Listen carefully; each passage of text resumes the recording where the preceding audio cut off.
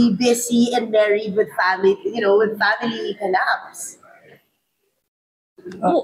Nung pinresent sa akin yung story, yung script, siguro nagustuhan ko yung simplicity and maturity ng film, na yung simplicity in ways na gusto lang niyang magkwento ng kung ano ba talaga yung pinagdadaanan ng isang relationship, at nasa isang relationship ka at hindi ka na masaya or hindi na siya para sa'yo. Kumbaga one day magising ka and you realize na parang hindi pala to para sa akin and hindi na ito yung magbibigay ng happiness sa akin. So, anong gagawin mo?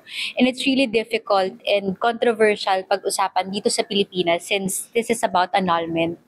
So, may complication siya nakasama. But yung handling niya is very mature. So, yun yung nagustuhan ko about it. How about for you, Zach? Yun nga, tama siya na yung pagiging simple nung storya.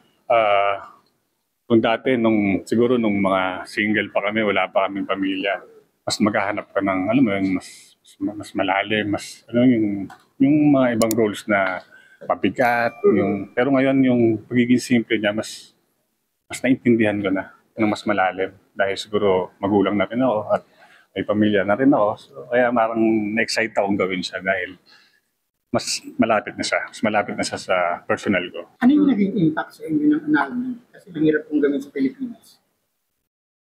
Mahirap. Sa na-experience namin sa pelikula, parang ayoko sa ma-experience. Kasi una-una yung time, yung effort, yung energy nyo talagang, wow, hindi worth it. Yung tsaka uubusin ka pala niya talaga. Para kang hinuhubaran sa harapan ng, kumbaga, sinisiwalat yung experience mo, yung emotions mo, yung pagkakamali mo. Kumbaga, nagtuturoan kayo and you're tearing apart the family, di ba? So, dun pa lang, sa court, no? Sa korte, parang ang sakit-sakit na you really pray and wish na hindi siya mangyari sa'yo. Pero, yun lang yung pwede mong gawin. Paano kung mangyari siya sa'yo, di ba? So,